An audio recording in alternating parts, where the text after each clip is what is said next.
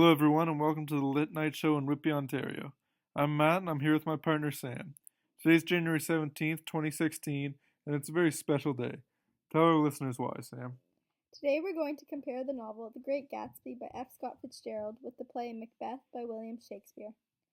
Have you ever noticed that the protagonists in each of these works of literature take unethical paths in order to gain their power? No, I never noticed that. What do you mean? Well, Macbeth acts duplicitously with Banquo, who is supposedly his best friend, but then murders him in an attempt to prevent the witch's prophecy of Banquo's children from taking over the throne. In Act 3, Scene 1, Macbeth says to the murderers, "So is he mine, and in such bloody distance that every minute of his being thrusts against my nearest of life. And though I could with barefaced power sweep him from my sight, and Macbeth has gone to an extreme measure in hiring two murderers to kill Macbeth's alleged best friend Banquo in order to maintain his kingship. Oh, yeah, I guess that's true. In Gatsby, it is duplicitous in the way that he creates an alternate persona in order to obtain his success. In Chapter 8, Nick reveals Gatsby's true identity. Whoever glorious might be his future as Jay Gatsby, he was at present a penniless young man without a past, and at any moment the invisible cloak of his uniform might slip from his shoulders. Gatsby was born into a poor family and wanted to escape that lifestyle, so he created a whole new name for himself.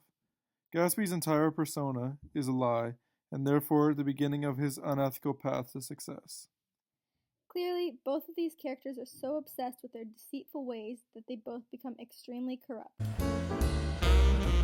Because of the obsession with their dreams of power and success, Gatsby and Macbeth ultimately meet their downfalls. Gatsby, all throughout the novel, aspires to be with Daisy and start their relationship exactly where they left off 5 years ago. In Chapter 7, most prominently, it is clear that Gatsby has realized that his dreams of being with Daisy have come to an end. While in the hotel, it becomes apparent that Tom has figured out Gatsby's true identity and all of the immoral things he had to do to gain his wealth. It was clear that Daisy was slipping further and further away from him. It passed, and he began to talk excitedly to Daisy, denying everything, defending his name against accusations that had not been made. But with every word she was drawing further and further into herself. So he gave that up, and only the dead dream fought on as the afternoon slipped away, trying to touch what was no longer tangible, struggling unhappily, undespairingly, towards that lost voice across the room. It is at this moment that Gatsby realizes his dream of picking up his relationship with Daisy where they left off could never had come true. After this realization, Gatsby's desperation to maintain his well-mannered persona begins his downfall, eventually leading to his death. Yeah, that's true, and again the same is true for Macbeth. In Act 5, Scene 8, Macduff reveals to Macbeth that he was in fact born of a caesarean section, in turn proving the witch's second prophecy towards Macbeth. While Macbeth knows 2 of the 3 prophecies have come true and his defeat is inevitable, he continues to desperately hold on to his hope. "I will not yield to kiss the ground beneath young Malcolm's feet. Though Burnham Wood hath come to Dunsinane, and thou oppose being of no woman born, we will fight the last. Before my body I lay my warlike shield.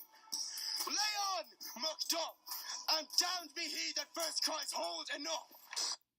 Macbeth, like Gatsby, clings on to his dreams and obsessions with power, past the point where he knows that his fate is sealed.